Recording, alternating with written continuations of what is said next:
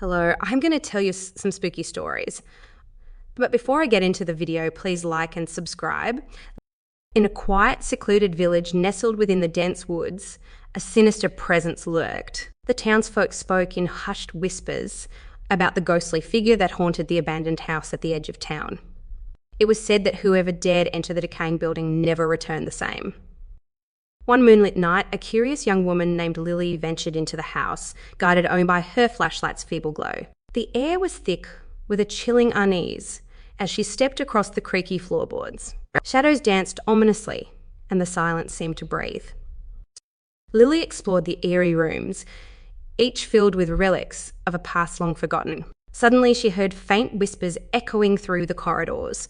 Her heart raced, but she pressed on, her footsteps echoing louder with each step. The whispers grew louder, mocking and malevolent. A bone-chilling gust of wind slammed the door shut, trapping Lily inside. Panic surged through her veins.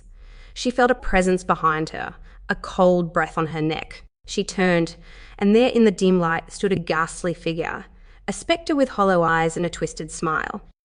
Unable to move, Lily watched in horror as the ghostly figure reached out, its cold, skeletal hand inching closer. She mustered the courage to scream, but no sound escaped her lips.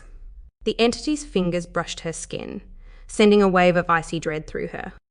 In that paralyzing moment, the walls seemed to close in, the very house intent on consuming her. The ghostly figure spoke in a raspy voice, recounting her deepest fears and regrets. It knew her soul intimately, using her inner demons against her. Desperation fueled Lily's struggle. With a final surge of defiance, she broke free from the ghost's grasp, rushing towards the front door. She burst outside, gasping for breath and trembling. The house crumbled and vanished into the darkness, leaving only an empty plot of land. Lily never forgot that harrowing encounter, forever haunted by the memory of the ghostly presence. The village remained eerily quiet, a chilling reminder of the horror that had unfolded within those decaying walls. Second one, it was Halloween night and the moon was full. The wind was howling and the trees were rustling. A group of teenagers decided to explore an abandoned house on the outskirts of town. They had heard rumours that the house was haunted, but they didn't believe in ghosts. As they entered the house, they felt a chill run down their spines. The air was thick with an eerie silence. Suddenly, they heard footsteps coming from upstairs. They slowly made their way up the creaky stairs, and as they reached the top, they saw a figure standing at the end of the hallway. The figure was dressed in a tattered black cloak and had a pumpkin for a head. The teenagers froze in terror as the figure started to move towards them. They tried to run, but the doors and windows were all locked. The figure cornered them in a room and started to speak. "I am the spirit of Halloween," it said. "You have trespassed on my territory, and now you must pay the price." The teenagers were never seen again. Third one, I'm a psychiatric nurse and early in my career. Worked at a residential mental health facility. One of our residents was an elective mute, which means that he couldn't talk, but there were no medical reasons as to why. He had spoken earlier in his life, and in fact seemed quite normal back then, with the exception of being close to 7 feet tall. He'd been raised in the deep south and joined the military when he was 19, but one night he vanished. He was declared AWOL, and eventually he was declared missing and dead. He was covered with dust, and he was wearing the same clothes he'd been reported to be wearing the night he vanished. His social security number had not been used, and he had no identification on his person. However, they were able to identify him, I guess via fingerprints. The family was notified, but they said they had already grieved their lost man, and that whomever was claiming to be him simply could not be. They demanded not to be contacted again. Marion paced all day, every day, moving his mouth that looked like talking or muttering, but no sound came out. He had an unnerving habit of throwing his head back with his mouth wide open as if he were laughing heartily, but not even a breath could be heard. If I talked to him, he appeared to listen, periodically throwing his head back in that laughter-mimicking way of his. Various medications were tried, but they did not affect him either positively or negatively. Occupational therapy did nothing because Marion would just grin, and unless told to stay put, he'd get up and start pacing again. On my last day at that job, the last thing I saw was Marion pacing in the parking lot, throwing his head back to laugh. Later, I wondered if all along I'd been dealing with a ghost, All these years later, I still don't know. And last but not least, once in a quiet village nestled between the rolling hills, there stood a centuries-old convent named St. Agnes. It was a place shrouded in mystery, and whispers of ghostly nuns had long haunted the townsfolk. Sister Mary Frances, a devout nun with a heart full of compassion, had been assigned to St. Agnes Convent.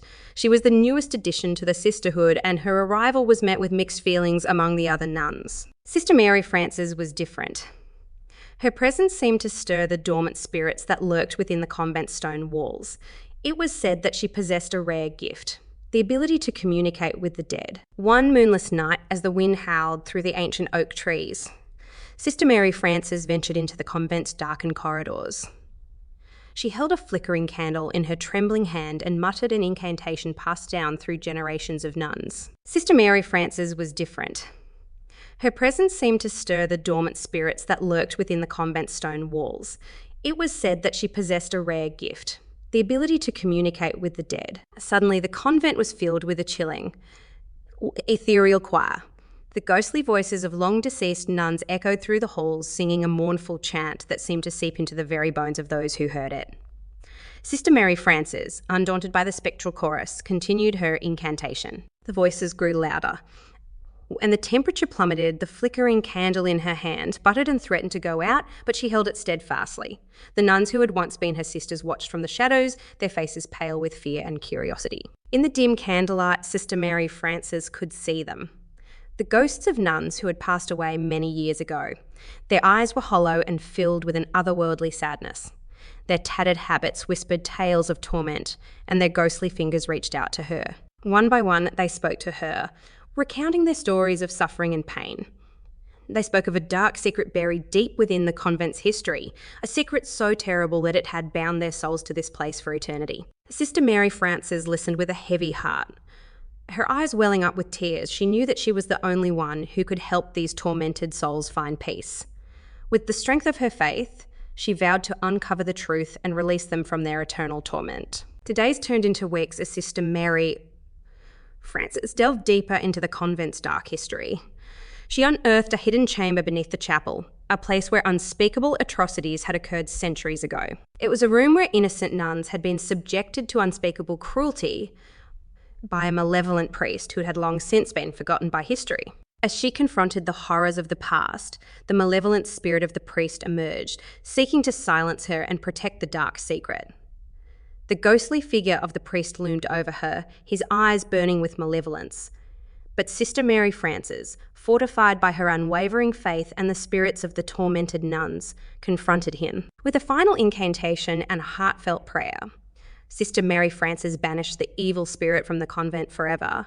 The spirits of the tormented nuns were finally set free, their ethereal forms disappearing into the night, leaving behind a sense of peace and serenity. From that day forward, St. Agnes Convent was no longer haunted by the vengeful spirits of the past.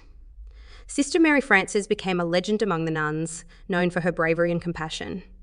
The dark secrets of the convent were finally laid to rest, and the village could sleep peacefully once more. But on cold, moonless nights, some villagers claimed they could still hear the faint echoes of a haunting chant, a reminder of the dark history that once plagued St. Agnes Convent. A history that was now a distant memory, but one that would never truly be forgotten. I hope you all enjoyed the video. Please don't forget to like and subscribe, and I will see you in the next video.